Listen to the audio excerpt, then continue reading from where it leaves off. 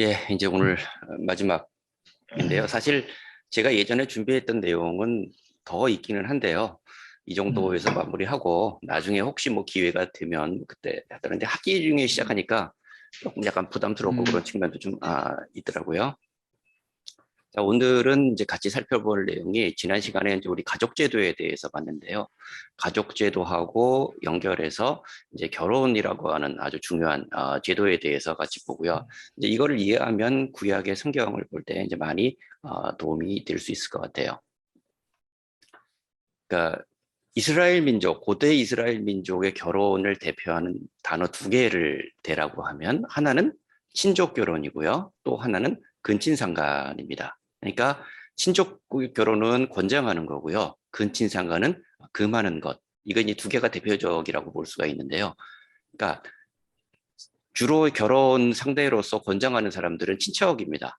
친척인데요. 그렇지만 지나친 가까운 근친 간의 성적인 결합은 굉장히 엄격하게 금지하는 게 이제 유대 구약의 전통으로 남아있다라고 볼 수 있어서요. 지금 이 가계도를 제가 하나 했는데요. 데라가 이제 아들이 아브라함, 나홀, 하란 이렇게 세 아들이 있는데요. 아브라함의 아들이 우리 아는 것처럼 이삭이고 나홀의 아들이 부두엘이고 하란의 아들이 롯과 밀가와 이스가인데요. 결혼을 보면 하란의 그러니까 동생의 딸이죠. 밀가하고 나홀하고 결혼하고요. 그 다음에 이삭이 결혼한 거는 그러니까 부두엘의 아들, 그러니까 라반의 여동생 리브가가 이삭하고 결혼하고요. 또 보면 그 이삭의 아들 야곱이 이제 라반의 딸 레아와 라헬과 결혼하고 이렇게 해서 보면 거의 그 삼촌뻘 비슷한 이쪽하고 이제 결혼하는 그런 모습들이 보여주는데 요게 이제 권장하는 그런 결혼이라고 볼 수 있습니다. 자, 그래서 먼저 이제 근친상간에 대해서 같이 한번 볼 텐데요. 우리 이제 구약을 보다 보면 근친상간 하면 가장 대표적인 인물이 롯이잖아요. 창세기 그 앞에 나와서 아마 그 처음 읽는 분들은 좀 당황스럽게 만들어주는 그런 기사가 롯에 관련된 기사인데 그러니까 롯의 두 딸이 이제 그 아버지하고 같이 이제 근친상간하는 그런 장면들이 묘사가 되고 있는데요. 그러면 이 롯의 두 딸이 이제 아버지하고 동침한 이거에 대해서 이제 우리는 어떻게 해석해야 될 것인가 이 부분에 대해서 이제 한번 얘기를 해볼 필요가 있는데요. 그러니까 롯이 거주한 곳은 소돔이었죠. 그 죄악이 가득하고 흉악한 도시죠. 그래서 아마 교회 다니지 않는 사람도 소돔과 고모라는 웬만큼 다 들어봤을 정도로 죄악에 가득한 대표적인 도시가 소돔이고 롯은 이 소돔에서 거주했고요. 이제 하나님이 이제 천사를 보내서 소돔을 벌한다라고 하니까 롯과 두 딸은 거기서 도망을 가죠. 그럴 때 이제 산속 굴에서 숨어 사는데 창세기 19장 31절부터 35절까지가 이제 롯의 두 딸과 이제 롯과의 어떤 근친상간을 묘사해주는 그런 성경 구절입니다. 이거를 한번 목사님 한번 읽어주실래요? 네. 다시 읽으라고. 목사님, 목사님 마이크 켜고 읽으세요. 예. 큰딸이 작은딸에게 이르되 우리 아버지는 늙으셨고 온 세상의 도리를 따라 우리의 배필될 사람이 이 땅에는 없으니 우리가 우리 아버지에게 술을 마시게 하고 동침하여 우리 아버지로 말미암아 후손을 이어가자 하고 그 밤에 그들이 아버지에게 술을 마시게 하고 큰딸이 들어가서 그 아버지와 동침하니라. 그러나 그 아버지는 그 딸이 눕고 일어나는 것을 깨닫지 못하였더라. 이튿날 큰딸이 작은딸에게 이르되 어젯밤에는 내가 우리 아버지와 동침하였으니 오늘 밤에도 우리가 아버지에게 술을 마시게 하고 내가 들어가 동침하고 우리가 아버지로 말미암아 후손을 이어가자 하고 그 밤에도 그들이 아버지에게 술을 마시게 하고 작은딸이 일어나 아버지와 동침하니라. 그러나 아버지는 그 딸이 눕고 일어나는 것을 깨닫지 못하였더라. 예.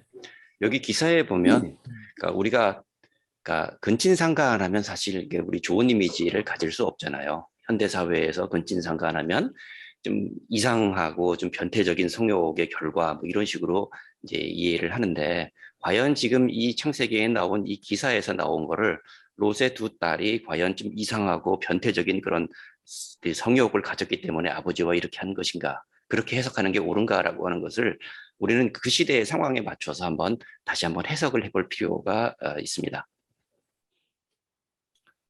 자, 성경에 보면요, 이 근친상간을 대부분 이게 부정적으로 그리고 있습니다. 그러니까 이제 그 금하고이기 때문에 부정적으로 그리는데, 이 부정적이라는 게 보면 이 두 딸이 결혼해서 낳은 그 아이가 모압하고 암몬이잖아요. 근데 모압과 암몬은 그 이후에 이스라엘 민족들을 계속해서 괴롭게 만드는 그런 민족이거든요. 이제 그런 측면에서 볼 때 이제 근친상간이 부정적으로 그려진다는 걸 알 수가 있고요. 하지만 이 두 딸이 처했던 그 상황은 우리가 구약 그 당시의 상황을 보면 어느 정도 이게 옹호받을 수 있는 그런 상황이라고 할 수 있는 그 근거가요. 고대 이스라엘에서 여성에게 남편이 없다는 것은 생존을 위협받는 무시무시한 상황입니다. 그러니까 우리 그 이제 선지자들의 경우를 봐도 강조하는 것이 고아와 외국인과 과부는 절대적으로 보호해야 할 대상이라고 하는 것을 수차례 반복해서 강조하거든요.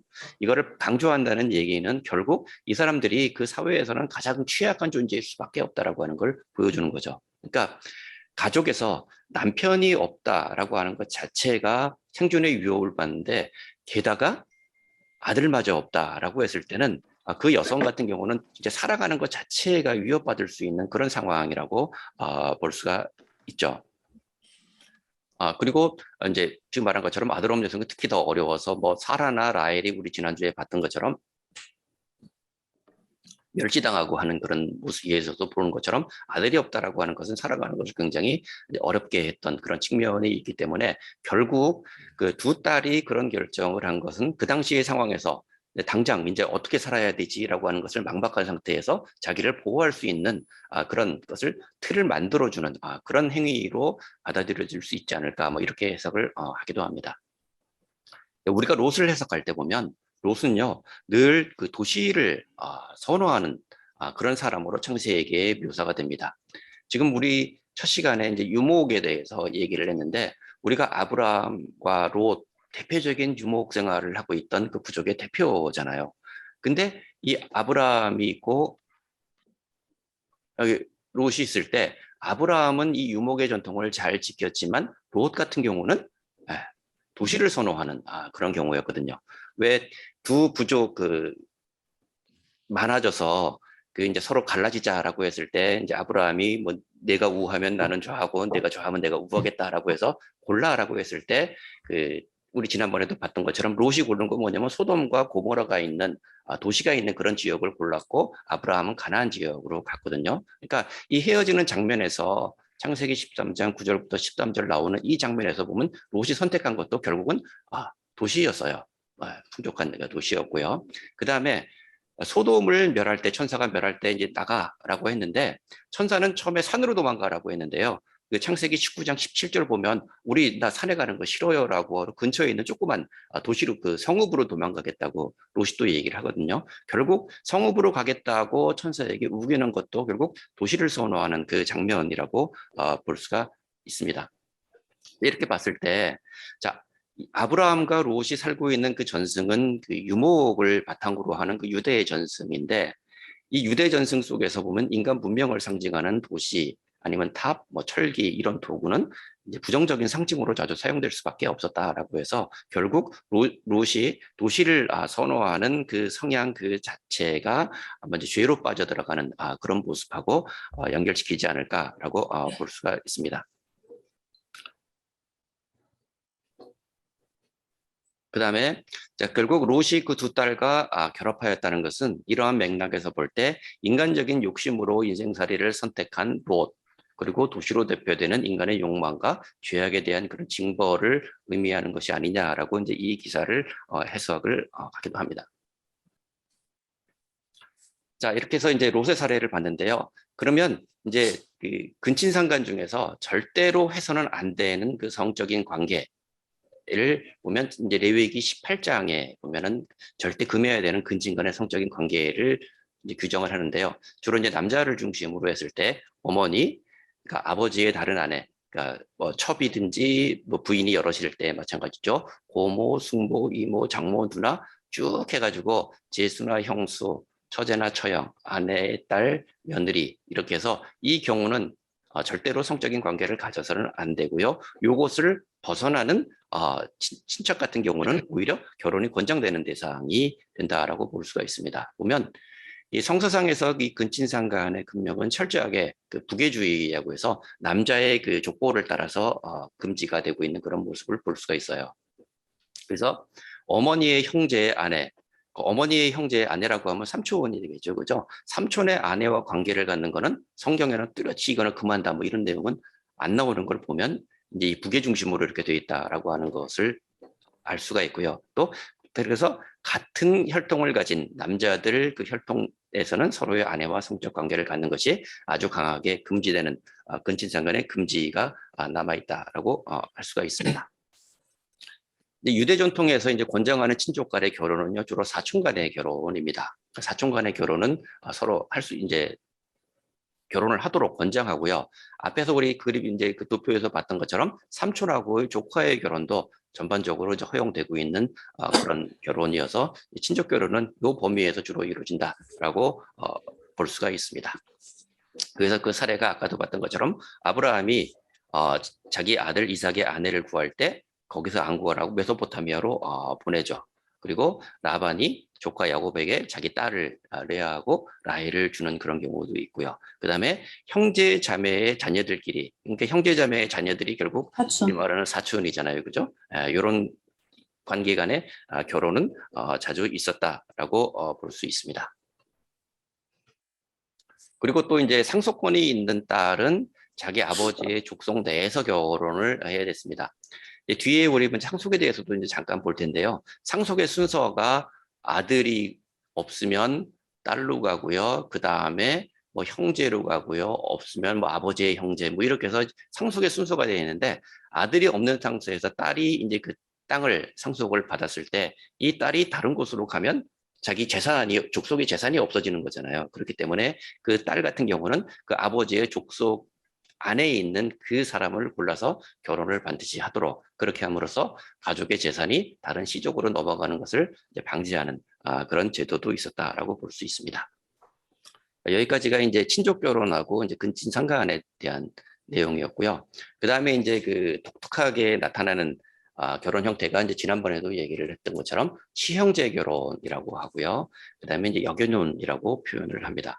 이거는 이제 시형제 결혼은 이제 남자 형제가 있을 때 남자 형제 중에서 누군가가 자식이 없이 죽으면 그 이제 뭐 형수도 될 수가 있고요, 지수도 될 수가 있겠죠. 그 부인하고 그 형제가 결혼을 해서 아이를 낳은 다음에 이제 첫째를 그 죽은 자녀가 자식이 없이 아들이 없이 죽은 그 족보를 이어주는 역할을 하는 걸 시형제 결혼이라고 하는데요. 사실 이 시형제 결혼이 뭐 성경을 처음 보는 사람은 되게 막 이상하고 이렇다라고 볼 수가 있는데 우리 그 예전에 다 국사 공부 다 했잖아요, 그죠? 국사 공부하면 제일 앞에 나오는 게 뭐예요? 부여 뭐 공부했던 거 기억나세요? 부여하면 떠오르는 단어 있잖아요. 뭐 일책12법 이런 것도 있었고요. 그 다음에 뭐 고구려에서도 있었던 그런 제도 중에서 뭐가 있었냐면 형사취수라고 하는 제도 공부하셨던 거 기억나세요? 이 형사취수라고 했는데 이 형사취수라고 하는 제도 역시 뭐냐면 형이 죽으면 형수를 취한다는 거잖아요. 그러니까 형제 중에서 누군가가 죽으면 그 남아있는 그 부인과 그 나머지 형제와 결혼을 해서 그냥 가정을 꾸리고 사는 것을 형사취수라고 이야기를 하거든요. 근데 이 형사취수라고 하는 제도가 보면 유목하는 민족에게서만 나타나는 굉장히 독특한 결혼 제도라고 이야기를 하더라고요. 근데 이제 부여나 고구려에서 나타났던 형사취수하고 지금 이제 유다에서 얘기하는 시형제 결혼하고는 또 이게 맥락이 비슷하면서도 약간 차이가 나는 거는요.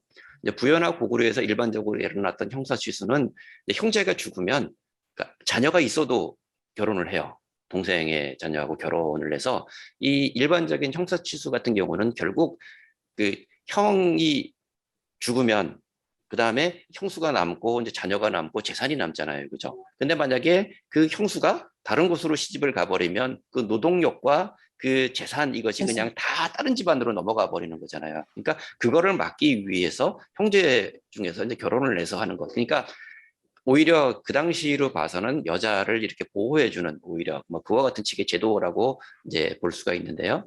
우리 이제 이스라엘에서 보는 수용제 결혼은 그거하고는 좀 맥락이 다르고 조건도 조금 다릅니다.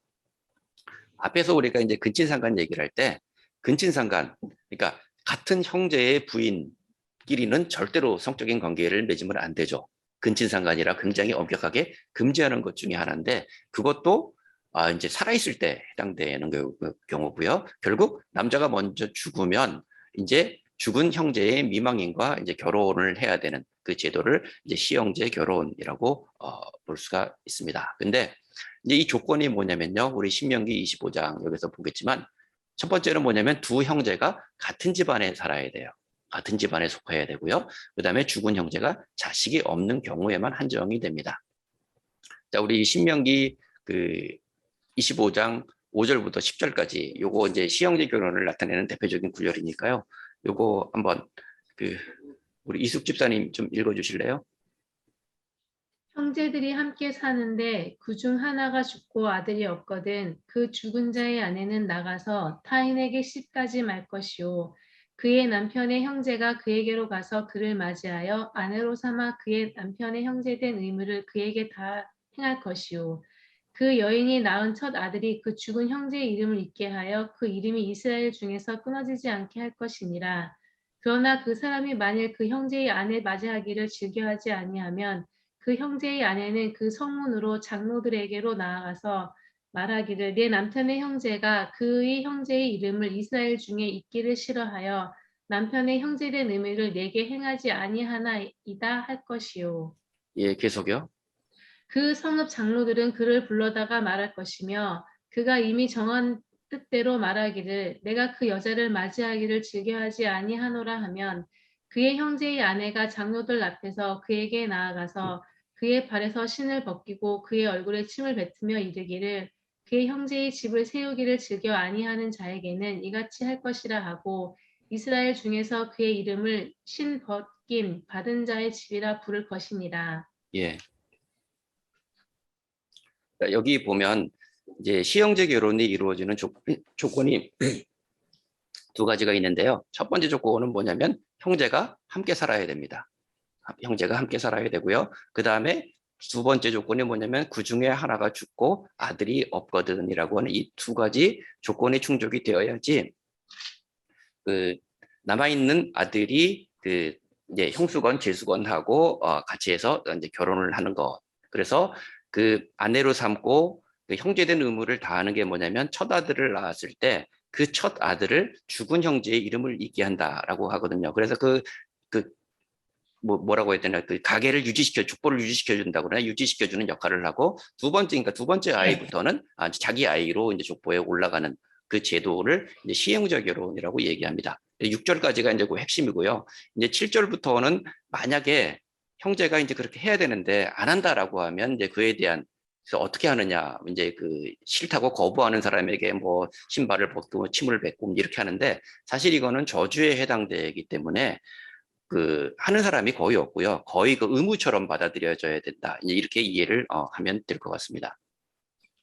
이제 우리가 시형제 결혼의 사례로서 이제 가장 대표적인 게 다말과 룻이 이제 성경에는 제시됩니다. 우리 앞에서도 이제 다 봤던 건데요. 요거 이제 다시 한번 이게 보면요. 이제 첫 번째가 이제 다말이죠.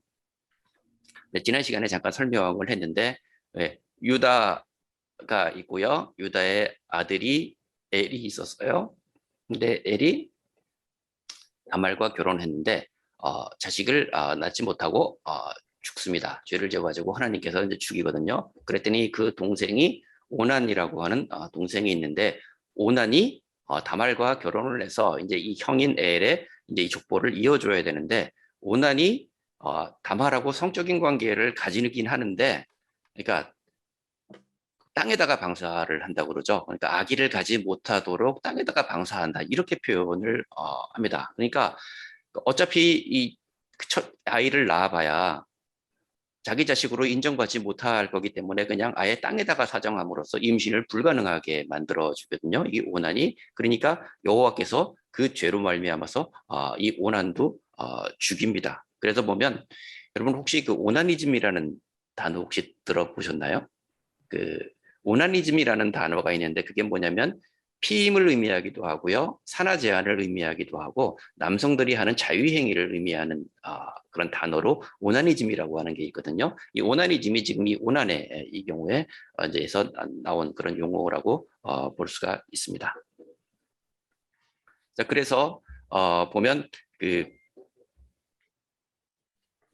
그래서 이제 그렇게 해서 죽고 나니까 그 다음에는 이제 막내 아들 셀라가 있어야 돼서 이 셀라를 이제 다말에게 주어서 이제 두 형의 가게를 잇도록 이렇게 해줘야 되는데 유다가 겁이 나는 거예요.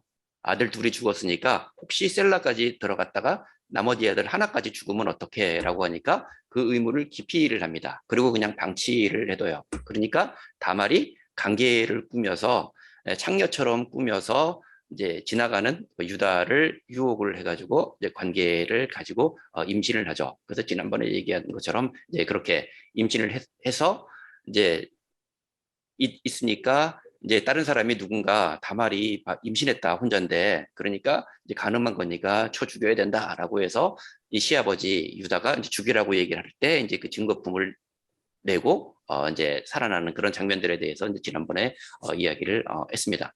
결국 이제 이게 시형제 결혼을 보여주는 하나의 이제 이 사례라고 볼 수가 있고요.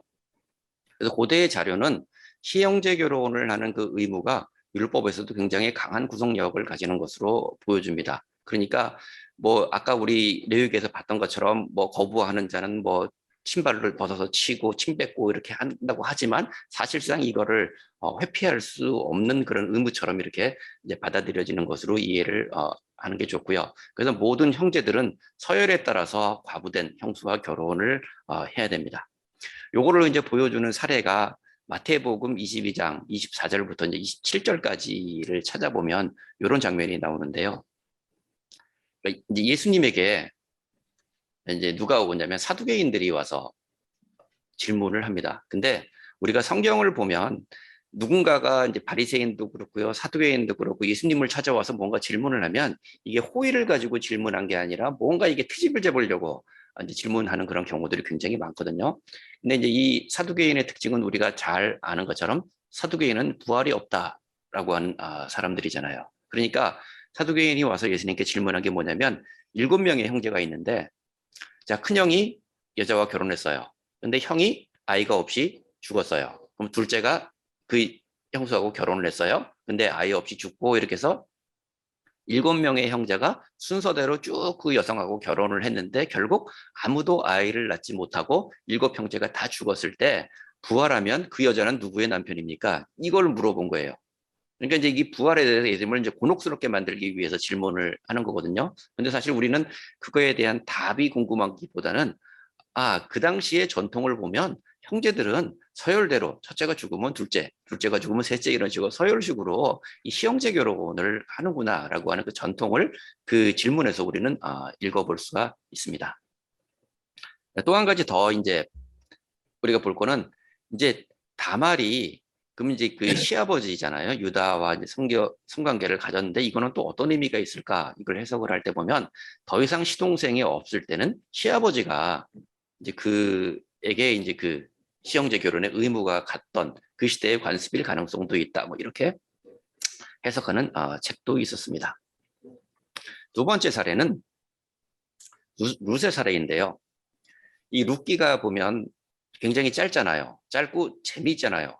다른 성경에 비해서 참 읽기도 편하고 이해도 잘 되는 그런 성경이 이제 우리 룻기라고 할 수가 있는데 저는 예전에도 이 룻기 읽으면서 뭔가 좀 이렇게 깔끔하지 못한 것 같은 그런 장면들이 여러 개 있었는데 이번에도 이거 준비하다 보니까 이제 그런 모습들이 많이 보이더라고요. 자, 룻 같은 경우가 이제 시형제 결혼에 대한 관심하고 이거하고 지난 시간에 봤던 고엘이라고 하는 것 이 두 가지가 결합되어져 있는 그런 사례를 우리는 룻의 사례라고 할 수가 있는데요. 근데 이게 참 애매한 게 딱 이 고엘에게도 들어맞지 않고요. 시형제 결혼에도 딱 들어맞지 않는 그 애매한 상황이 룻에 해당되더라고요. 그걸 하나씩 보겠습니다. 우리 이제 앞에서 봤던 것처럼 신명기 25장에서 우리가 앞에서 봤던 율법, 그러니까 죽은 형제에 대한 의무로서 이제 시형제 결혼을 해야 된다라고 하는 의무는 지금 이 룻의 사례에는 적용이 안 돼요. 왜냐하면 시형제 결혼이 엄격하게 적용되기 위해서는 룻에게 누가 있어야 돼요? 같이 살고 있는 시동생이 있어야 되잖아요. 시동생이 있어야지 그 시동생과 룻이 결혼하는 시형제 결혼이 형성이 되는데, 우리 앞에서도 봤던 것처럼 시형제 결혼이 성립되기 위해서는 두 가지 조건을 갖춰야 된다고 얘기했잖아요. 첫 번째는 형제가 같이 살아야 되고, 두 번째는 형제가 자식이 없이, 아들이 없이 죽어야 된다라고 이 얘기를 했는데, 엄격하게 따지면 룻이 보아스하고는 아무 관계가 없어요.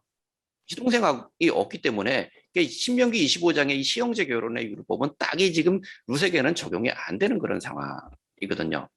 근데 룻은 성경에 보면 가까운 친척과 일정한 규정에 의해서 결혼을 해야 된다라고 보는 거예요. 우리 이제 룻기는 다 아시죠? 엘리멜렉이라고 하는 사람이 나오미하고 결혼을 했는데, 여기서 아들이 둘이 있잖아요. 둘이 있는데 이제 둘째 며느리가 룻이잖아요. 근데 둘 다 아이를 갖지 못하고 이제 죽어버리니까, 이제 큰 며느리는 자기 고향으로 돌아가고, 이제 모압에서 돌아올 때 나오미하고 룻만 같이 이제 돌아오는 그 장면이 이제 룻기의 이제 시작인데요.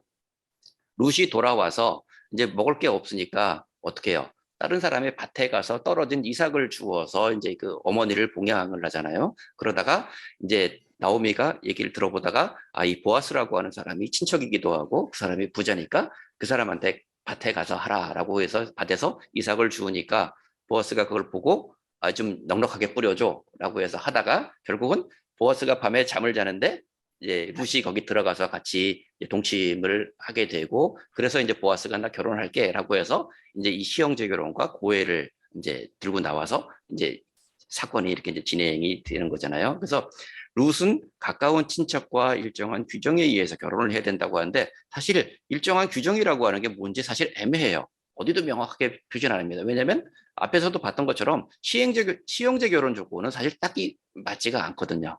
맞지 않는데, 이 결혼의 범위가 좀 넓어져 가지고 이게 어떤 그 친척 간의 어떤 그 족속의 문제처럼 마치 이렇게 되어버린 것처럼 우리가 이제 볼 수가 있습니다. 그래서 이와 같이 보아스와 룻이 결혼한 이 의도 그리고 효과는 사실 앞에서 얘기했던 시형제 결혼의 범위를 이미 넘어선 거라고 볼 수가 있는데, 시형제 결혼은 앞에서 얘기한 것처럼 그 두 가지 조건을 충족하는 경우에 이 남은 형제가 그 뭐 형수건 지수건 결혼을 해서 죽은 자의 이름을 소생시키는 것이 사실 시형제 결혼의 가장 큰 목적이라고 할 수가 있는데, 지금 보아스와 룻이 결혼한 거는 시형제 결혼에 또 엄격하게 해당되는 건 아니거든요. 그런 맥락에서 제가 지난주에 얘기할 때 결국은 결혼할 때 이 시형제 결혼의 제도를 들먹여 가지고 보아스가 친척을 쫓아냈잖아요. 그리고 자기가 결혼을 했는데 낳은 아이는 죽은 그것이 아니라 자기 이제 그 족보에 이렇게 올렸다라고 얘기한 것도 아마 이거하고 연결되지 않을까 이렇게 생각을 해봅니다. 그래서 이제 우리 보아스를 보면요, 보아스는 나오미의 친족이고요, 나오미의 둘째 며느리가 룻입니다. 그래서 이제 자기 밭에서 이제 이삭을 줍다가 밤에 자기가 누워 있는데 몰래 와서 자기 곁에 누운 룻을 탓하지 않고 이제 시형제 결혼의 관습에 따라서 이제 보아스가 아내를 이제 맞이하려고 하는데, 여기서도 이제 보면 읽다 보면 궁금한 게, 이 보아스는 이 당시 나이가 어느 정도 됐을까라고 하는 것, 나이도 안 나와요. 근데 대충 추정을 해보면 나이가 무지무지 많은 노인이었을 거라고 추정을 합니다. 젊은 사람이 아니고. 왜냐하면 이때 보면 보아스의 어머니가 누구예요? 기생 라합이잖아요. 그러니까 그 여리고성 점령할 때 그때 활동했던 고의 아들이 보아스라고 족보에는 나오거든요. 그러니까 여기 보면 아마 이때쯤 됐을 때는 상당히 많은 보아스는 나이가 많은 그런 상태였을 거다라고 얘기했는데, 그러면 이 보아스는 왜 결혼을 안 했지? 했는데 죽었나? 뭐 이런 것들은 우리가 알 수 있는 방법이 없어. 하여간 이제 그런 궁금증을 좀 하고요. 반면에 룻은 굉장히 젊은 처자죠. 그래서 이 보아스가 이제 룻과 결혼을 해야 된다라고 마음을 먹은 다음에 가지고 온 게 뭐냐면 시형제 결혼이라고 하는 이 관습을 가지고 와요. 가지고 오는데 뒤에도 보겠지만 딱이 시형제 결혼에 딱 맞는 그런 것도 아니에요. 왜냐하면 만약에 법적으로 따진다면 시형제 결혼의 대상이 되어야 되는 건 룻이 아니죠. 나오미가 있잖아요. 나오미도 지금 자식이 없으니까 나오미가 결혼을 해서 자식이 나와서 이어져야지 원래대로 하면 시형제 결혼해. 왜냐하면 지금 이 보아스는 나오미의 친족이거든요. 그러니까 룻하고 사실 관계보다는 나오미가 1차적으로 더 가까운 그런 관계이기 때문에 1차적으로 나오미가 결혼 대상이 돼야 되는데도 불구하고 사실 그렇게 하지 않고 룻을 대상으로 하거든요. 그리고 또 다른 문제는 보아스는 나오미의 남편 엘리멜렉과 친형제도 아니라는 거예요. 그러니까 시형제 결혼만 가지고 룻과 결혼을 하기는 뭔가 애매한 그런 측면이 있으니까 이 보아스가 이제 들고 나온 게 뭐냐면 고엘이라는 전통. 왜 우리 땅을 팔면 이제 그거를 대속해주는 그런 고엘이라는 전통을 들고 나와서 이 두 개를 결합을 시켰다라고 볼 수가 있습니다. 자, 그래서 자 이제 이 규례를 앞세워서 이제 이 시형제 결혼과 동족 구속 두 개라고 하는 거를 이제 앞세워 가지고요. 먼저 나오미를 구속할 친족을 찾습니다. 자기보다 좀 더 가까운 친척에게 이제 고엘의 의무가 있으니까 그 친족을 찾아서 이제 성문 앞에 가가지고 이제 단판을 내리죠. 그러면서 이제 얘기하는 게 뭐냐면 이제 여기서 이제 얘기하는 게 뭐냐면 자 룻과 결혼하기 위해서 이제 보아스가 룻과 결혼하기로 마음을 먹고 이제 이용한 거는 시형제 결혼의 풍습에 대한 부담감과 그리고 또 이 좀 더 가깝다는 친척이요. 뭔가 좀 이게 정확하게 잘 모르는 약간 좀 머리봉봉한 사람이었던 것 같아요. 이 두 개를 이렇게 막 이제 들이댑니다. 요거를 같이 한번 읽어볼게요. 보아스가 귀여운 물을 자에게 이르되 제가 읽을게요. 보아스가 귀여운 물을 자에게 이르되 모압 지방에서 돌아온 나오미가 우리 형제 엘레멜렉의 소유지를 팔려 함으로 요거를 이제 뭘 얘기하기 위해서 한 거겠어요. 고해를 얘기하기 위해서 한 거잖아요. 근데 우리 여기서 하나 볼게. 땅이 있어요? 나오미에게 땅이 있나요? 땅이 없잖아요. 다 팔고 모압에 가가지고 쫄딱 망해서 돌아왔단 말이에요. 그리고 아니 나오미가 땅이 있으면 나오미가 왜 그 룻을 가서 이삭을 죽게 만들겠어요? 그 땅에서 나오는 걸로 먹고 살면 되지. 그러니까 결국은 나오미에게는 땅이 없거든요. 땅이 없음에도 불구하고 얘기를 꺼내는 건 이거를 팔려고 한다. 이렇게 이제 뭐 얘기를 꺼내는 장면이 나와요. 그래서 이제 백성의 장로들 앞에서 이것을 사라고 내게 말하여 알게 하려 하노라. 만일 내가 물으려면 물으려니와 내가 물으지 아니하려거든 내게 구하여 알게 하라. 내 다음은 나요. 그 외에 물을 자가 없느니라 하니 그가 이르되 내가 물으리라. 여기서 그 친족이 아이 나 안 할게. 그래 줬으면은 그냥 거기서 끝나고 그냥 결혼하면 끝날 텐데 이 친족이 또 사겠다고 해버린 거예요. 자기가 이제 사겠다고 얘기를 해버리니까 그러면 자기 원래 목표가 안 되죠. 근데 이 장면 자체가 말이 안 되는 게 우리 뒤에 이제 그 상속에서 보겠지만 가장이 죽으면 아들에게나 이제 재산이 남자 친족에게 가져요. 아내한테는 가지 않아요. 그러니까 아내는 상속 순위에 아예 들어가 있질 않습니다. 뭐 쭉 들어가 있는데 그러니까 엘리멜렉이 죽었다라고 해서 그 소유주가 나오미께 됐다는 거는 사실 그 당시 전통으로는 말이 안 돼서 땅이 없다는 걸 다시 한번 우리가 볼 수가 있고요. 그래서 그 친족이 땅을 사서 이제 내가 구속할게, 오해를 할게 그랬더니 두 번째로 이제 들이민 게 뭐냐면 이제 시형제 결혼을 들이민 거예요. 그 다음에 너 그렇게 하려면 땅만 사는 걸로 끝나는 게 아니라 모압 여인 룻과 같이 결혼을 해가지고 네가 그 아이를 낳으면 그 아이를 그 사람 족보로 해주고 그 땅도 그 아이의 이름으로 해줘야 돼. 이런 식으로 겁박을 하는 거예요. 그러니까 이 가까운 친족의 입장에서는 내가 돈 주고 땅 사서 내 것만 되면 좋은데 그게 아니라 내가 저 젊은 여성하고 결혼해서 내 땅을 거기다가 줘야 된다고? 그러니까 나는 못할 거야 라고 이제 거기서 포기를 해버리는 거죠. 그리고 난 다음에 이제 보아스 루시 결혼을 하거든요. 그러니까 이거를 보면서 저는 이거 뭐지? 이거 뭐지? 그러니까 딱이 시형제 결혼도 아니고 그리고 딱이 고엘도 아니고 거의 나쁘게 얘기하면 이 보아스가 친족한테 사기친 거 아니야 하는 느낌이 들게끔 하여튼 그런 식의 이제 이런 스토리가 되어 있는 모습을 봤습니다. 하지만 하여튼 여기서 보여주는 건 그 당시에 그 시형제 결혼이라는 제도하고 고엘이라고 하는 제도가 굉장히 중요하게 그 유대의 전통에는 남아 있었다. 요거를 이제 우리가 알면 될 것 같고요. 그래서 보면 실질적인 관습과 이제 제도적으로 명시된 법에는 차이가 있다라고 해서 이제 아까 지난번에도 말씀드렸던 것처럼 보아스와 룻이 결혼해서 아이를 낳았는데요. 이 아이는 엘리멜렉의 계보를 따르지 않습니다. 그리고 보아스의 계보에 따라서 예수님의 직계 조상이 되는 거고요. 그게 이제 아마 저는 왜 그럴까 하는데 엄격한 의미에서의 시형제 결혼이 아니기 때문에 굳이 그쪽 이름으로 이어줄 필요가 없었기 때문에 이제 자기 그걸로 한 게 아닌가 이렇게 생각하고 이런 모습들이 더 오히려 이제 보아스의 의도를 조금 더 의심스럽게 만드는 그런 거 아닐까 뭐 이렇게 생각도 해봤습니다. 자, 이렇게 해서 이제 우리 그 두 개 다말의 경우와 그다음에 룻의 경우 이제 두 가지로 이제 사례를 봤고요. 다음에 이제 그럼 시형제 결혼이 이제 의미하는 게 뭘까? 이제 이거를 한번 보면요. 이제 시형제 결혼은 이 조상 숭배의 연속성을 보장하기 위한 것이다. 그래서 우리 보면 장자권 제도가 그 많은 그 사회에서 특히 동양 사회에서는 굉장히 중요하게 돼요. 우리나라도 보면 그 조선시대에 상속을 할 때 특히 임진왜란 이후에 보면 장남에게는 2배를 주거든요.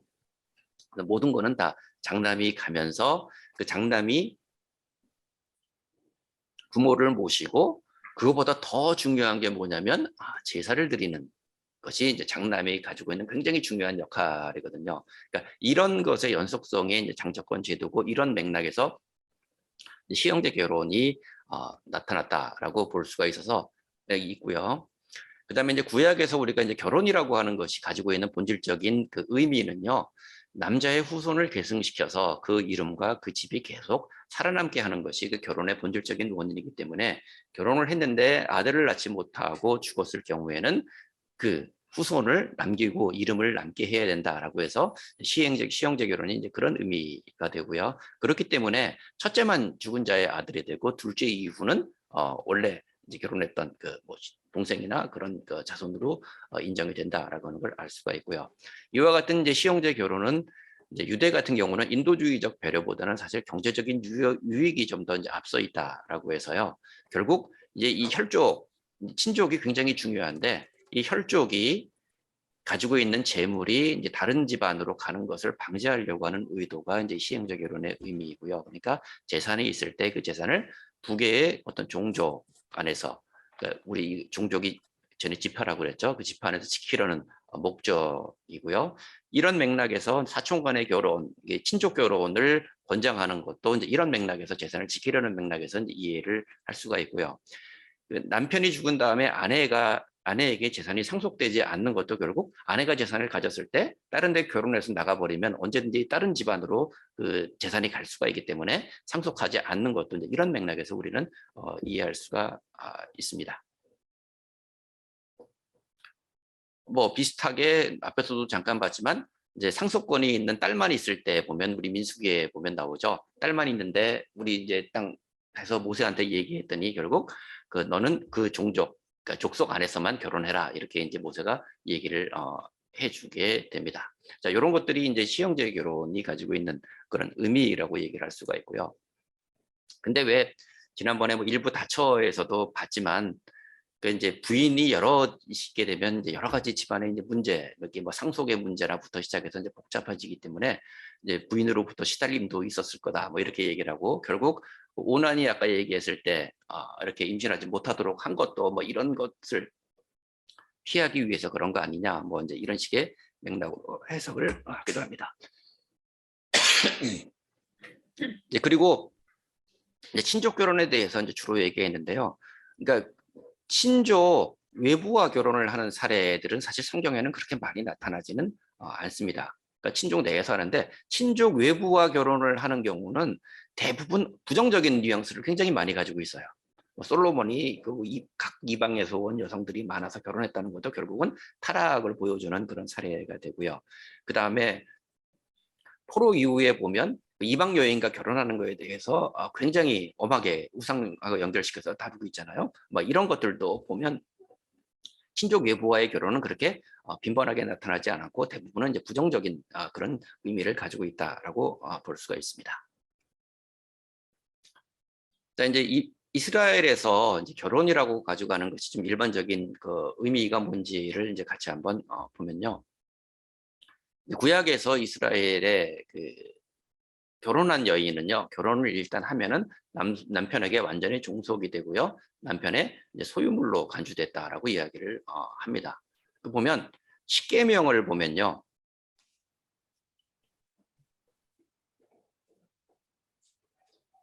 십계명에 보면 간음하지 말라는 계명이 있잖아요. 간음하지 말라는 계명이 있는데 10번째 계명을 보면요, 남의 것을 탐내지 말라고 할 때 남종, 여종, 소나 나귀가 이제 이 부인 여기 보면 나오죠. 내 이웃의 집을 탐내지 마라. 내 이웃의 아내를 탐내지 마라. 남종이나 여종이나 소나 낙이나 이웃의 소유를 탐내지 말라라고 해서 결국은 이게 다 이게 재산처럼 소유물인데 거기다가 아내를 집어넣었어요. 그러니까 간음하지 말라는 규절이 따로 있음에도 불구하고 여기다가 왜 내 이웃의 아내를 집어넣었을까? 이거를 우리가 한번 생각해 보면 그 당시에 사람들의 관념에서 부인은 남편의 그 소유물처럼 간주되어 온 것이 아닌가, 이런 것들을 우리가 한번 유추를 해볼 수가 있습니다. 그래서 남편을 아내의 바알로 부르고요. 그러니까 집이나 토지의 주인 바알과 마찬가지로 남편은 부인의 바알이다, 이런 식으로 이제 소유물과 같은 그런 표현을 사용하고 있고요. 이제 일부 학자들은 보면요, 그 당시의 결혼을 매매 행위처럼 해석을 하는 그런 주장들도 있다고 합니다. 요거를 뒷받침하는 게 보면 라헬과의 레아의 경우에 이제 보면요, 그 창세기 31장 15절을 보면 아버지가 우리를 팔고 우리의 돈을 다 먹어버렸으니 아버지가 우리를 외국인처럼 여기는 게 아닌가라고 얘기하는데, 이게 뭐냐면 이제 야곱이 이제 도망가자고 얘기하는 거예요. 부인 둘한테 우리 이제 도망가는데 나랑 같이 갈래? 이렇게 얘기를 하니까 이 그 부인이 얘기하는 게 아버지가 우리를 팔았다는 거잖아요. 야곱한테 팔고 우리 돈을 다 먹어버렸다, 이렇게 얘기를 하는 건 결국 결혼이라고 하는 것 자체가 이렇게 매매행위처럼 보여질 수 있는 그런 것을 보여주는 그런 근거라고 볼 수가 있습니다. 그리고 이제 또 하나 이제 중요한 단어 중에 하나가 모하르라고 해서요. 이제 약혼을 하면 이제 약혼한 사람이 여기 남성입니다. 약혼한 남성이 결혼할 부인의 아버지에게 지불해야 되는 돈을 모하르라고 표현을 한답니다. 그러니까 구약 성경에 보면 이제 모하르가 이제 3번이 나오는데요. 이제 첫 번째 나오는 게 뭐냐면 창세기 32장 12절에 보면 이 소년만 내게 주어 아내가 되게 하라. 아무리 큰 혼수와 예물을 청할지라도 너희가 내게 말한 대로 주리라. 어디 나온 걸까요, 이게? 왜 야곱의 딸 디나가 강간당한 다음에 그 세겜이 이 디나를 너무 좋아해가지고 이제 와서 청혼하는 장면이잖아요. 그러니까 이 디나만 내게 줘가지고 내 아내가 되게 해줘. 그러면 네가 아무리 큰 혼수와 예물을 요구할지라도 내가 원하는 대로 다 해줄게 라고 얘기할 때 이 사용된 용어, 이것이 이제 모하르라고 하는 단어라고 하고요. 다음에 이제 두 번째 나오는 게 출애굽기 22장 16절에 보면 사람이 약혼하지 아니한 처녀를 꿰어 동침하였다면 납폐금을 주고 아내로 삼을 것이요 라고 했는데, 이 납폐금에 사용되는 표현이 모하르라고 하는 표현이라고 합니다. 그 다음에 세 번째 사무엘상 18장 25절인데요. 사울이 이르되 너희는 다윗에게 이같이 말하기를 왕이 아무것도 원하지 아니하고 다만 왕의 원수의 보복으로 블레셋 사람들의 포피 100개를 원하신다 하라 하였으니 이는 사울의 생각에 다윗을 블레셋 사람들의 손에 죽게 하리라 함이라 라고 해서 이제 그 사울이 다윗을 사위 삼을 거야 라고 하는 말을 퍼뜨립니다. 미갈이 좋아하죠. 그러니까 미갈이 다윗을 좋아하니까 이제 사위 삼을 거야 라고 하니까 이제 그 다윗이 뭐라고 얘기하냐면, 야, 나처럼 가난한 사람이 어떻게 왕의 사위가 돼? 라고 얘기하거든요. 그만큼 이제 뒤에 보겠지만 우리 여기 보시면 이 처녀 가정의 사회적 위치에 따라서 이 모하르의 X는 이게 달라진다라고 볼 수가 있거든요. 그러니까 나 같은 사람은 돈도 없는데 어떻게 왕의 사위가 돼? 그러니까 사울이 말하는 게 나 아무것도 원하지 않아. 모하르 필요 없어. 대신에 뭐 해주면 되냐면 블레셋 사람을 죽인 다음에 그 사람들의 포피 100개를 가져와. 그러면 모하루로 대신해 줄게. 라고 얘기하는 거예요. 왜 하필 또 이 포피를 원했는지는 모르겠는데요. 하여간 이렇게, 그러니까 이게 여기서 할 때 아무것도 원하지 아니한다라고 했을 때 이제 모하르라는 단어가 이렇게 해서 3번이 사용됐다라고 얘기를 해서 이제 약혼한 남성은 이제 약혼한 처녀의 아버지에게 이제 이게 모하르를 일정 액수를 지불을 하는데 보통 처녀의 아버지가 요구하는 만큼 됩니다. 그래서 여기서 얘기했던 것처럼 얼마 달라고 얘기하면 그만큼을 주고 이제 데리고 오는 것이라고 볼 수가 있고요. 또 처녀 가정이 이제 사회적으로 얼마나 잘 사느냐 못 사느냐에 따라서 이 모하르의 액수는 이제 달라진다라고 볼 수가 있고요. 그다음에 처녀를 강간한 다음에 강제적인 결혼을 하는 경우 보면 약혼하지 않은 처녀를 남자가 이제 강제로 범하게 되면은요, 그 여성하고 강제로 결혼을 해야 돼요. 결혼을 해야 되는데 그때 은 50세계를 지불할 것이 율법에 규정되어 있답니다.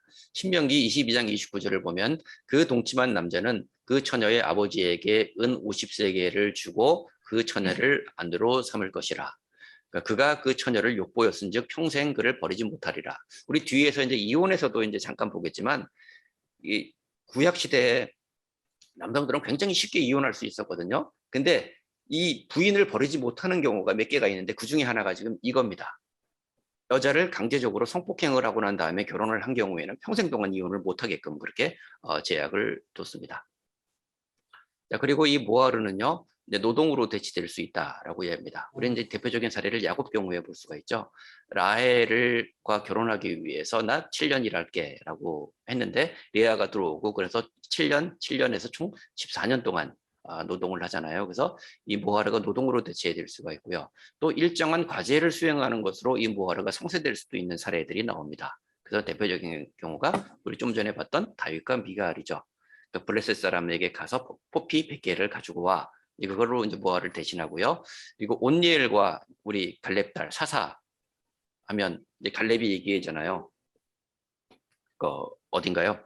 기레세벨을 먼저 쳐서 점령하는 사람에게 내 딸을 줄게라고 이제 갈렙이 얘기하니까 온니엘이 가서 점령을 하고 그 결혼하죠. 그러니까 그 성을 점령하는 것 자체가 모하르로 대신되는 그런 것으로 볼 수가 있습니다. 자, 그렇게 해서 우리가 이게 보면 이제 이 고대 이스라엘에서 결혼이 대부분 이 매매 형태를 지니고 있는 것처럼 보이지만 모하르는 사실 그 원래 의미는 아내를 그러니까 사오는 구입하는 비용이라기보다는요, 처녀의 가족에 대한 보상금의 형태, 노동력을 이쪽으로 데리고 오는 거니까 이제 그거에 대한 보상금의 형태로 이제 이해하는 것이 적절하다라고 하고요. 이거를 보여주는 예가 우리 보면 실제로 그 이제 딸을 종으로 파는 경우에 대한 얘기들이 나옵니다. 보면 실제로 일정 조건에 있으면요, 아버지가 딸을 다른 남자에게 종으로 팔 수가 있어요. 그래서 그 남자에게 첩이 될 수 있게 하거든요. 그때 이제 그 여자는 다른 데로 이제 뭐 종이 되거나 다른 데로 이제 첩이 되거나 팔려갈 수가 있다고 하는데 출애굽기 21장 7절부터 11절에 보면은 이제 누굴 여종으로 팔았으면 뭐 어떻게 해야 된다라고 하는 규정이 따로 나오거든요. 그러니까 이런 거를 보면 그러니까 어떤 그 결혼이 매매에 의해서만 되어지는 것은 아니다. 보상금의 그런 형태다라고 하는 걸 우리가 이제 이해를 할 수가 있습니다. 이제 여기 또 하나 이제 관심을 가질 게 그러면 그 남자들은 처녀 아버지에게 이제 모하르를 주는데 그럼 여자에게는 뭐 주는 거 없어? 여자가 뭐 가져오는 거는 없어? 이렇게 할 수 있을 때 그걸 이제 지참금이라고 하는데요. 지참금은 공식적으로 인정된 거는 없대요. 그리고 때로는 여종을 주거나 때로는 이제 토지를 주기도 하는데 그거는 결혼식의 조건으로 주는 게 아니라 결혼한 이후에 그 아버지가 그냥 어떤 선물의 형태로 주는 그런 거기 때문에 공식적으로 이제 제도화된 그런 지참금은 존재하지 않는다라고 볼 수 있습니다. 그다음에 이제 결혼을 결정을 할 때 이제 결혼 문제에 대해서 부모의 권한은 결정적입니다. 그래서 결혼 당사자인 처녀 총각에게 뭐 누구냐 마음에 드냐 뭐 이런 거는 절대로 이제 물어보는 일이 없이 그냥 부모가 누구하고 결혼해 하면 그냥 결혼을 하는 거고요. 뭐 이거는 사실 우리 조선 시대에도 그랬잖아요. 조선 시대의 양반들 보면 누구 집하고 뭐 몇째랑 결혼해라고 하면은 결혼식 하는 날 처음 얼굴 보는 것과 마찬가지 맥락이라고 볼 수가 있습니다. 근데 보면 창세기 24장 33절에서 53절에 보면요. 그 아브라함이 이제 이삭의 아내를 취하기 위해서 종을 이제 메소포타미아로 보내잖아요. 그리고 이제 이 종이 리브가의 오빠인 라반을 만나서 이제 이렇게 얘기를 하는데 보면 거기 보면 이 리브가가 아까 라반이 리브가에게 물어봐요. 너 어떡할래? 라고 물어보거든요. 근데 이제 앞에서 보면은 이게 본인에게 물어보는 일 없다고 얘기했었잖아요. 근데 보면 라반 같은 경우는 오빠이기 때문에 물어봤다는 식으로 얘기하더라고요. 부모가 결정을 했다면 가 그러면 끝인데 오빠기 때문에 리브가에게 의견을 물어보고 뭐 그렇게 이제 결정했다. 뭐 이렇게 그 오빠이기 때문에 이제 리브가의 승낙이 필요했다. 뭐 이렇게 이야기할 수 있습니다. 그리고 먼저 초창기에는 처녀들도 이제 자유롭게 활동할 수 있었고요. 여성들이 얼굴을 가리고 이제 갇혀 있었던 것들은 이제 후대에 시작된 그런 제도라고 볼 수 있습니다. 그래서 보면 창세기나 이런 데 보면요. 처녀들은 양을 치고 물을 길러 다니고 밭에서 곡식 베는 자들의 뒤를 따라다니면서 이삭을 줍고 이런 모습들이 나오고 또 여기저기 방문 다니고 하는 그런 모습들을 보여주고요. 이렇게 여성들이 이제 자유로운 대신에 폭력에 노출시키기는 하였지만 그 경우 남성은 여성과 결혼하고 더 많은 모아를 지불하고 평생 내쳐줄 수 있다. 성폭력을 하게 되는 경우에는 더 많은 모아를 지불하고 하게 되는 그런 식의 제도가 존재했다라고 볼 수가 있습니다. 다음에 약혼은요. 결혼을 약속하는 게 약혼인데요. 그러니까 결혼 전에 일정한 기간을 두고 약혼을 하게 됩니다. 약혼을 의미하는 히브리 단어는 아라스라고 이야기하는데요.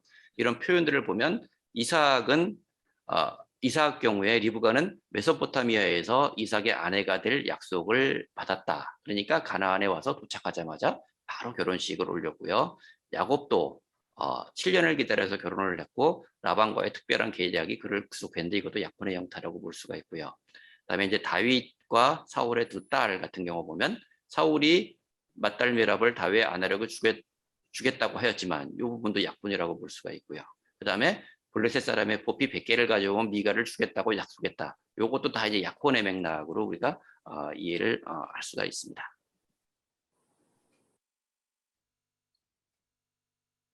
그래서 율법을 보면요. 약혼은 사회적으로 완전히 인정된 그런 풍속이고요. 법적 효력이 있어서 어떤 상황에서는 약혼과 결혼이 동일한 법적인 효력을 가지고 있다고 얘기를 합니다. 그래서 신명기 20장 7절을 보면 젊은 사람이 처녀와 약혼하였지만 결혼하지 않은 경우에는 군대에서 면제해 준다라고 하거든요. 그러니까 결혼해서 신혼일 때 면제해 주는 게 아니라 약혼을 하고 결혼하지 않은 상태임에도 불구하고 그 남자를 군대에서 면제를 시켜주는 거거든요. 그건 뭐냐면 약혼하는 것 그 자체만으로도 어느 정도 법적인 구속력을 가지고 인정을 해줬다라고 하는 것을 우리가 알 수가 있고요.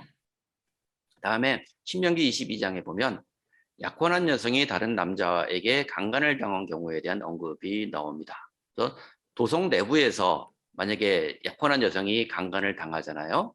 그러면 둘 다 돌에 맞아 죽어요. 왜냐하면 도성 내부는 사람들이 많은 곳이잖아요. 그렇기 때문에 소리를 지르면 그걸 피할 수 있는데 소리를 지르지 않았다라고 하는 건 둘 다 합의하에서 간음했다라는 식으로 이게 받아들여져 가지고 둘 다 돌에 맞아 죽고요. 반면에 성 밖 외딴 지역에서 발생한 경우에는 여자는 놔두고 남자만 사형을 시키는 그와 같은 제도가 있었다라고 봅니다.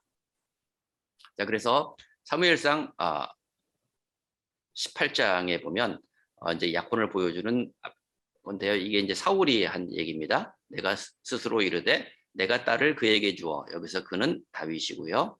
주어 그에게 올무가 되게 하고 블레셋 사람들의 손으로 그를 치게 하리라 하고, 이에 사울이 다윗에게 이르되 내가 오늘 내 사위가 되리라 하니라 라고 하는 것. 이것이 이제 약혼을 보여주는 중요한 거고요. 약혼이 성립이 되면 약혼을 선포하는 것은 처녀의 아버지가 선포를 합니다. 그래서 오늘 내가 내 사위가 된다라고 하면 이것이 약혼이 성립하는 그 유효한 걸로 인정받는 그런 사례가 된다고 볼 수 있습니다. 그 다음에 지금 뭐 시간이 그렇게 많지 않아서요. 뭐 결혼식에 대한 이런 내용들은 그냥 생략을 하고요. 이혼에 대한 모습도 우리 지난주에 이제 잠깐 봤었는데요. 보면 이혼에 대해서는 대부분 이제 부정적인 그런 모습이고요. 여성에게 이제 불리한 모습으로 성경에 구약에 그려져 있습니다. 그래서 신명기 24장 1절부터 4절을 보면요. 사람이 아내를 맞이하여 데려온 후에 그에게 수치되는 일이 있음을 발견하고, 여기 이제 수치되는 일이 있음을 발견하고 그를 기뻐하지 아니하면 이혼 증서를 써서 그의 손에 주고 그를 자기 집에 내보낼 것이요. 이렇게 얘기를 합니다. 그리고 그 여자는 그의 집에 나가서 다른 사람의 아내가 되려니와 그의 둘째 남편도 그를 미워하여 이혼 증서를 써서 그의 손에 주고 그를 자기 집에 내보냈거나 또는 그를 아내로 맞이한 둘째 남편이 죽었다고 하자. 그 여자는 이미 몸을 더럽혔은즉 그를 내보낸 전 남편이 그를 다시 아내로 맞이하지 말지니. 이건 뭐냐면 남편이 있고요. 이제 아내가 있어요. 부인이 있는데 이 남편이 버린 거예요. 부인을 해서 이혼을 해서 부인이 두 번째 남편하고 결혼을 했어요. 남편하고 결혼을 했는데 여기에서 또 깨진 거예요. 아니면 이 남편이 죽었거나 그러면 이 부인은 다시 원래 남편하고 결혼할 수가 없다. 지금 여기 이제 그게 여기 이제 쓰여 있는 그 내용입니다. 근데 보면 이런 내용이 당시 이스라엘 사람들이 가졌던 여성과 성에 대한 가부장적 사고를 전형적으로 보여주는 거고요. 그래서 결혼을 했더라도 그 이혼을 요구하고 이혼을 성사시키는 것을 모두가 남편이 주도하고 있다라고 볼 수가 있습니다. 자, 그래서 그러면 어느 경우에 이제 이혼할 수 있어? 이렇게 얘기할 때 보면 그게 수치되는 일이 있음을 발견했다라고 얘기하잖아요. 그러면 이제 우리가 해석해야 되는 건 여기서 이 수치되는 일이라는 게 도대체 뭐야? 간음인가? 근데 간음이 이혼의 사유겠어요? 간음하면 어떡하죠? 죽이는 네, 간음하면 그냥 죽이면 돼요. 그건 이혼할 필요도 없이 간음한 여성은 그냥 죽이면 되거든요. 그러니까 우리 여기서 이제 간음을 이혼의 사유라고 보기는 어렵거든요. 그러니까 결국 음식을 태우거나 이거 하라고 그랬는데 하지 않거나 이런 것들이 전부 다 이 수치스러운 일과 기뻐하지 않은 것의 사유로 해당될 수가 있기 때문에 그냥 이렇게 따져보면 뭐든지 꼬투리만 잡으면 그냥 남편은 부인한테 이혼 정도 써가지고 내보내면 된다. 그런 맥락으로 이해할 수가 있죠. 근데 이제 구약에는 그랬는데 이것이 이제 뒤로 내려오면서 이제 학파들 간에 이제 이 이혼에 대한 사유에 대한 의견들이 좀 갈라지기 시작을 해서 의식이 조금 더 이제 나아지기 시작한다는 거죠. 그래서 힐렐 학파는 여전히 그냥 사소한 원인으로도 요리 못하거나 아니면 너보다 내가 다른 여자 더 마음에 드는 경우 이쪽 이혼하고 이쪽 결혼하고 뭐 이런 식의 것도 가능하다라고 해석하는 반면에 샴마이 학파는 간음이나 아주 중대한 나쁜 행실을 했을 때만 이혼할 수 있어라고 해서 이제 해석이 갈리는 그런 모습들도 봅니다. 그래서 이제 아까 우리가 약혼을 선포할 때는 그 처녀의 아버지가 내 사위로 인정한다 이렇게 선포를 했는데요. 결혼을 할 때는 남편이 이제 나의 아내다 이렇게 선포를 하거든요. 이혼할 때는 반대로 남편이 이제 이 여자는 더 이상 내 아내가 아니야. 그리고 나는 더 이상 그녀의 남편이 아니다. 이렇게 선포를 하면서 이제 이혼이 성립이 된다라고 보는데 아까도 얘기했던 것처럼 이제 아내를 이혼할 때 아내를 내쫓는 권리가 제한되는 경우가 있어요. 그 제한되는 경우가 뭐냐면 첫째는 결혼할 때 아내가 수처녀가 아니었다고 부당하게 허물을 씌운 남편은 벌금을 물고 평생 아내를 추방할 수가 없어요. 그러니까 제가 지금 시간이 없어서 이제 앞에 생략한 부분 중에 뭐냐면 그러니까 결혼이 성립되는 거는요. 결혼식을 했다고 성립되는 게 아니고요.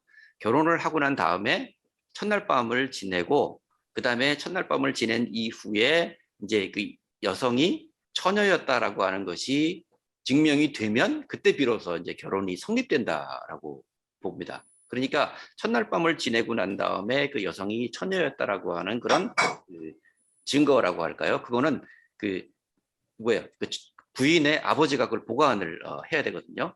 근데 결혼을 해서 첫날 밤을 보내놓고 이거 처녀가 아니었네라고 허물을 씌웠는데 그게 부당한 게 발견이 되면은 그 남편은요 벌금을 물고요 평생 그 아내를 추방할 수 없게 됐고요. 이게 신명기 2장에 제시가 되어 있고요.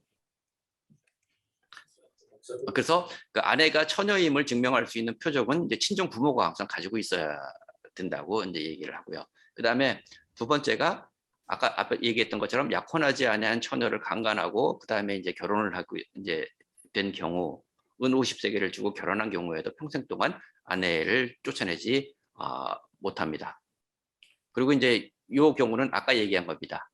쫓아내는 아내가 다른 남자랑 결혼하고 이제 둘째 남편이 다시 쫓아냈어요. 아니면 둘째 남편이 죽었을 경우에 첫 남편은 다시 그 여자와 결혼할 수 없는 그런 조건이 이제 있다고 하고요. 근데 여기서 이제 그러면 이거 뭐지 하는 이제 사례가 떠오를 수 있는 게 호세아 같은 경우잖아요.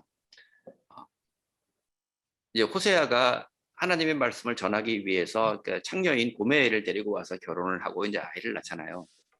그리고 이 고멜이 호세아를 떠나서 다른 남자하고 이제 관계를 갖거든요. 근데 나중에 하나님이 얘기해서 그 여자를 고멜을 다시 데리고 와서 이제 살거든요. 근데 이 경우도 보면 사실 그 고멜 같은 경우는 그 다른 남자랑 결혼한 게 아니라 창녀가 된 상태에서 관계를 가진 거기 때문에 호세아가 다시 데려올 수 있었다. 뭐 이렇게 이해를 하고요.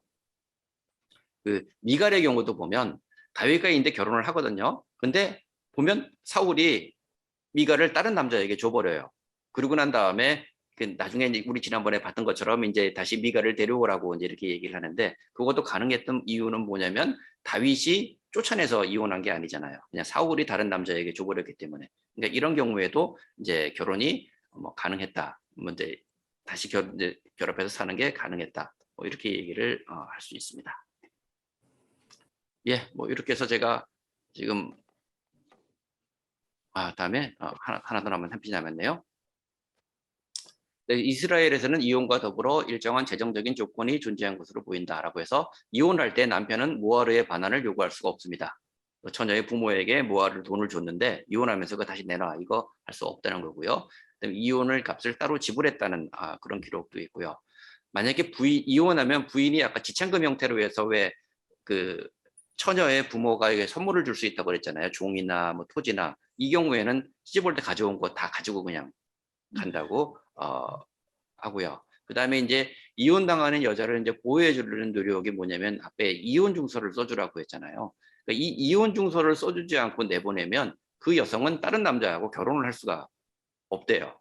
이혼 증서가 있어야만 결혼을 할 수가 있기 때문에 이혼 증서를 써서 내보낸다는 건 이제 오히려 그 이혼하려는 여자를 이렇게 한다고 얼마나 보호될지 모르겠지만 하여간 보호하려는 그런 취지다. 뭐 이렇게 설명을 할 수 있습니다.